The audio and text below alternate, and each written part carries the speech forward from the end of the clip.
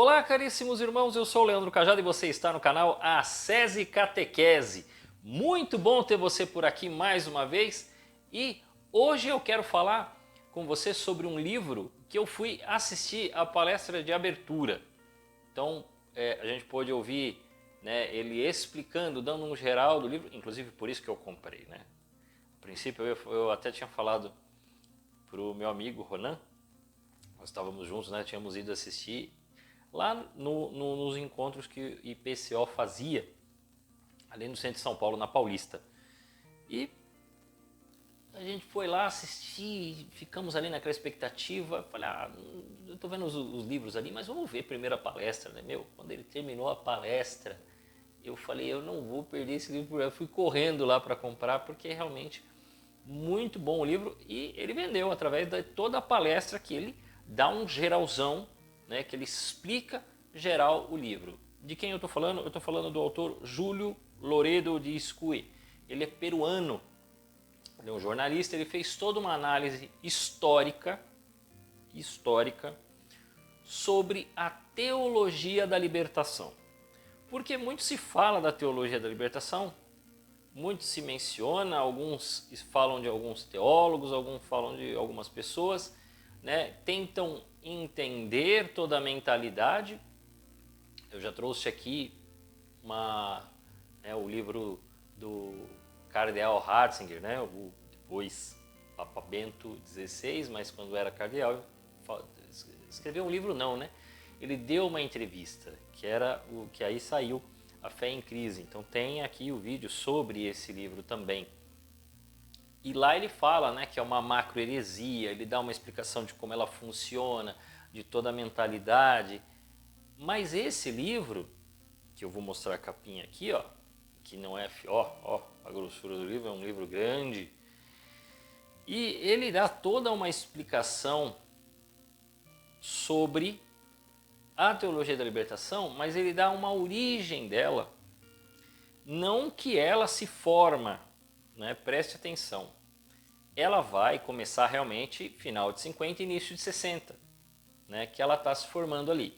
Mas ele vai percebendo esta junção, esse abraçar de alguns católicos com os marxistas já no período pós-revolução industrial, que é quando surge as grandes cidades, e com isso surge uma coisa que não existia, que é uma quantidade enorme de pessoas que começam a ficar numa situação de fome, de grande miséria no mundo, porque as pessoas eram pobres antes. Inclusive antes até da Revolução Industrial você não tinha esses multimilionários também. Você tinha pessoas ricas, você tinha pessoas pobres, mas você não tinha pessoas nesta linha da miséria a ponto de passarem fome, mendigar e tudo mais. Então isto é uma coisa que explode pós-revolução industrial, que você tem uma curva econômica que aumenta o número de ricos e milionários, melhora-se a condição populacional, porém ao mesmo tempo você tem uma quantidade de pessoas extremamente pobres, passando fome e tudo mais. Então, quer dizer, isto é fruto, sim, da Revolução Industrial. E desta revolta da Revolução Industrial surge o Partido Comunista. E como os cristãos faziam missão nas cidades exatamente para apoiar aqueles que estavam passando fome, eles começam já naquela época a confundir e achar que as ideias tinham alguma convergência. Esse é o ponto. Então, os primeiros encontros estão ali. Quando ele explicou isso, eu fiz assim, pô, meu Deus, é isso. Olha a coisa aí. Só que, veja bem, você não pode se afeiçoar apenas por algumas convergências. Porque esta questão de haver uma preocupação com os pobres, a igreja sempre teve. O próprio Jesus fala de ia aos pobres.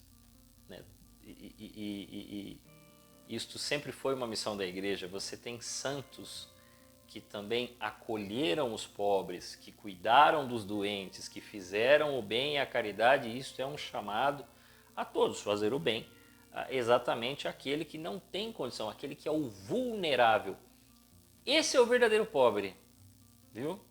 O verdadeiro pobre não é porque você não tem condição de ser igual ao rico, mas quando se fala de pobre na Sagrada Escritura, está falando daquele vulnerável, aquela pessoa que não tem condição nenhuma, que ela vai sofrer todos os impactos, né, da sociedade, do lugar onde ela está e tudo mais. Então esse é o pobre real, tá? Aí a outra pessoa fala, não, mas eu tenho minhas dificuldades. Sim, você tem algumas vulnerabilidades, mas você não passa fome. Então você tem condição de ajudar o próximo. É nesse sentido que é o pobre. Então, por muitas vezes, existiu esse flerte, né, dos cristãos com os marxistas. Então ele vai pegando e mostrando que pós-revolução industrial, depois, em diversos momentos, isso volta a acontecer na Ação Católica, que foi um grande movimento do século XX, do início do século XX, né, capitaneado pelo Papa, inclusive. Né, e aí, da Ação Católica, se não me engano, Pio XI, não estou enganado, vai começar a surgir também aqui, toda a América Latina e também no Brasil, porque participou da Ação Católica, né, o Leonardo Boff, eu não sei o Frei Beto, mas o Leonardo Boff participou, o Paulo Freire e outros, que dali a coisa foi ganhando força e foi ganhando, né, essa ideia, esta mistura, né, e a missão da Ação Católica foi se perdendo no meio daquilo. Junto disso, na Europa você tem alguns movimentos que também fizeram, o pessoal comenta muito dos padres operários. Então tudo isso é mencionado no livro. Então ele dá um histórico todo, inclusive a minha pergunta para ele, eu fiz uma pergunta e ele respondeu, que tem um livro, eu não vou lembrar agora o nome, o Desinformação do Iohon Pachepa. Lá ele diz que quem teria criado o nome teria sido o Nikita Khrushchev, né, que teria criado o nome Teologia da Libertação. O Júlio Loredo discorda, apesar de dizer que pode haver alguma congruência, mas ele discorda de que o nome teria sido dado pelo Nikita Khrushchev. Ele entende que o nome foi feito aqui mesmo na América Latina, né? De que aqui mesmo, já no finalzinho da década de 50 e começo de 60, eles já davam esse nome Teologia da Libertação. Então o nome, a criação do nome, existe um pouco de dificuldade de saber de onde se originou, quem que deu o nome exatamente. Mas ele entende que o nome foi dado aqui na América Latina. Então, veja, é ciência, né? Ciência histórica, você tem uma discussão aqui, outra discussão ali, podem haver algumas divergências aí. Pode ter havido alguma estratégia? Certamente que houve alguma estratégia. Vou dizer para vocês que eu li um livro, que esse livro não tem tradução em português, chama Red Cocaine, que ele conta, né, a origem, né, como é que se formou todo o tráfico de drogas aqui na América Latina. Ele veio através de uma campanha muito bem engendrada, muito bem manipulada, através do governo soviético, mas não propriamente pela Rússia. A Rússia nesse momento manda os romenos, os tchecos, né, mais os tchecoslovacos, na época era Tchecoslováquia, para que eles dessem toda a instrução para os latino-americanos. Então, os latinos iam para lá e recebiam toda a instrução de como é que deveria se proceder toda a campanha, né, para a revolução. Uma das partes da revolução era a venda de drogas para conseguir dinheiro, né? Então, muito se trabalhou isso. Inclusive comenta até, olha que coisa, hein? Do tráfico de drogas soviético e do tráfico de drogas chinês. Eu já estou falando de um outro livro, mas está tudo linkado uma coisa com a outra, você vai entender.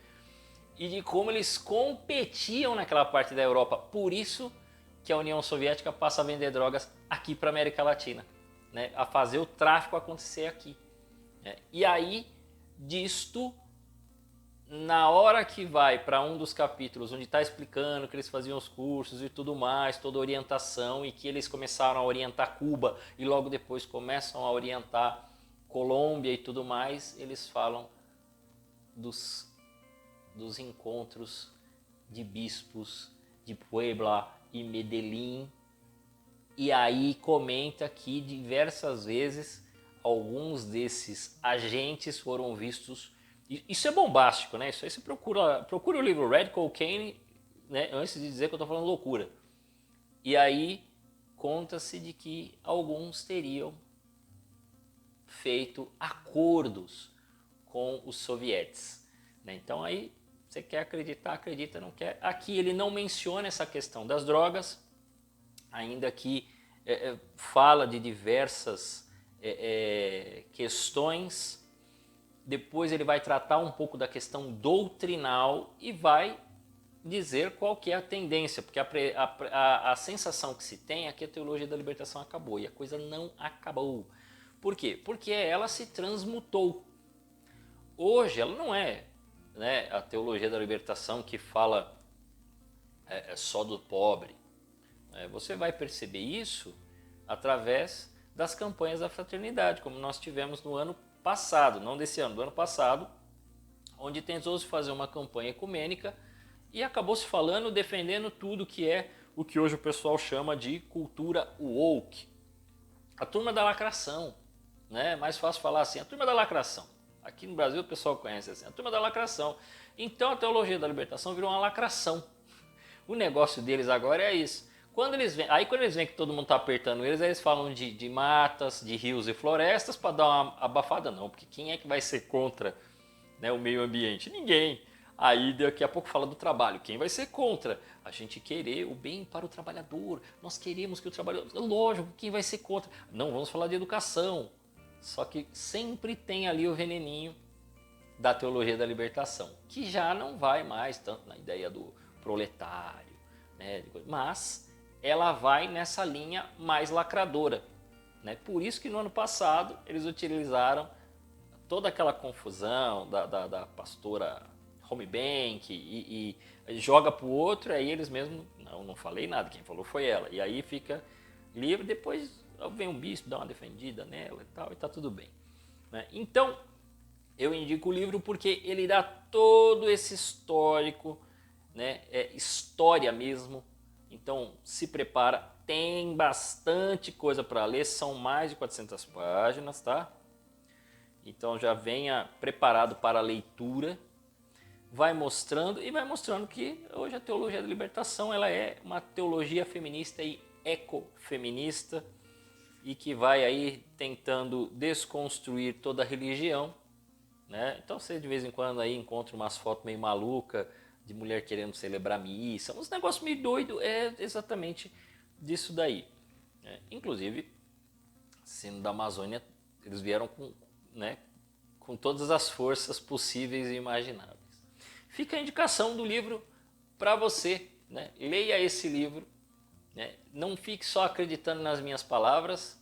Eu acabei indicando 2 livros, porque eu indiquei esse, falei um pouco do Red Cocaine, mas Red Cocaine é Just If You Know English. Se você não sabe inglês, fião, você não vai conseguir ler, porque esse aí não tem em português, não tem tradução esse livro, então você vai ter que estudar. Então estude inglês também para você poder ver esses livros aí que não tem aqui no Brasil, tá bom? A todos vocês, que Deus os guarde.